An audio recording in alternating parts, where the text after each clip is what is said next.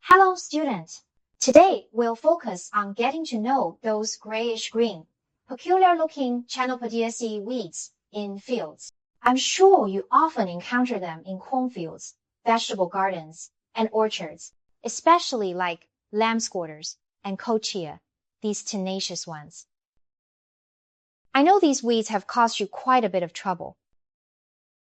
Today, I'll use the most intuitive way to teach you how to accurately identify them and share verified effective control methods. Ready?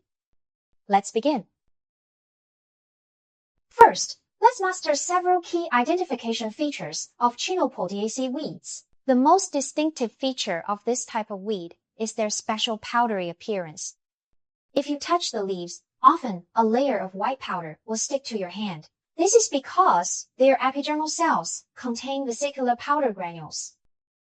Their stems usually have ridges, appearing green or purplish red. For example, lamb's quarter stems have obvious longitudinal ridges.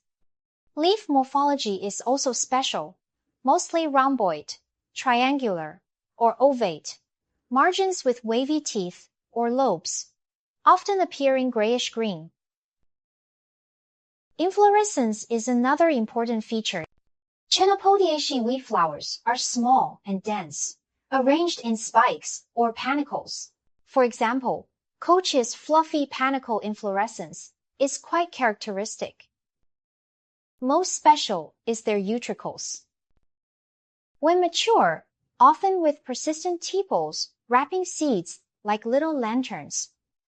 Let's specifically recognize several common Chenopodiaceae weeds. First to mention is oak-leaved goosefoot. This is one of the most common species in farmland. Its plant height is 20 to 40 centimeter. Entire plant covered with white powder, leaves triangular, margins with irregular serrations. Most special is its inflorescence, many branches, like a mass of green smoke.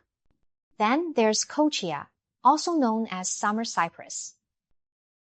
Its plant type is very special, ovate or spherical, extremely branched, turns beautiful purplish red in autumn.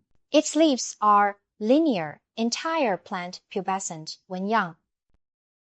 There's also atriplex. This weed prefers saline alkali soil, leaves rather thick, appearing grayish-white, back densely covered with silvery white scales. These weeds grow particularly vigorously in summer, need key prevention.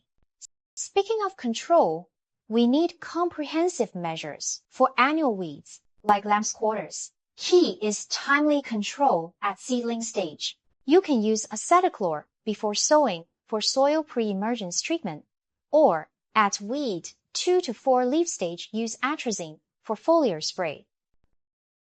Kochia is relatively sensitive to glyphosate. But note, best effect when plant height is below 30 centimeters. Atriplex, because leaves are covered with waxy layer, suggest when spraying add appropriate amount of adjuvant to improve efficacy. Special attention needed is some Chenopodiaceae weeds have developed resistance to certain herbicides, so best to rotate using herbicides with different modes of action. Prevention measures are equally important. I suggest after crop harvest, timely clear field weeds, especially prevent them from setting seed. Deep plowing and turning soil can bury surface weed seeds into deep layers, reducing next year's occurrence. Reasonable dense planting of crops, forming shaded environment, can also effectively inhibit Chenopodiaceae weed growth. Additionally, keeping field ridges and ditches clean is important because these places are often weed refuges. Finally, I want to remind you that the critical period for Chenopodiaceae weed control is during their early growth stage. Once they grow to middle-late stage, not only does herbicide resistance increase, but one mature lamb's quarters plant can produce tens of thousands of seeds, leaving huge hidden troubles for next year. So usually observe fields more, especially pay extra attention after rain. If you encounter difficulties during identification, feel free to take photos and send them to me anytime. We'll analyze together. I believe you'll definitely easily handle these Chenopodiaceae weeds through systematic learning and practice.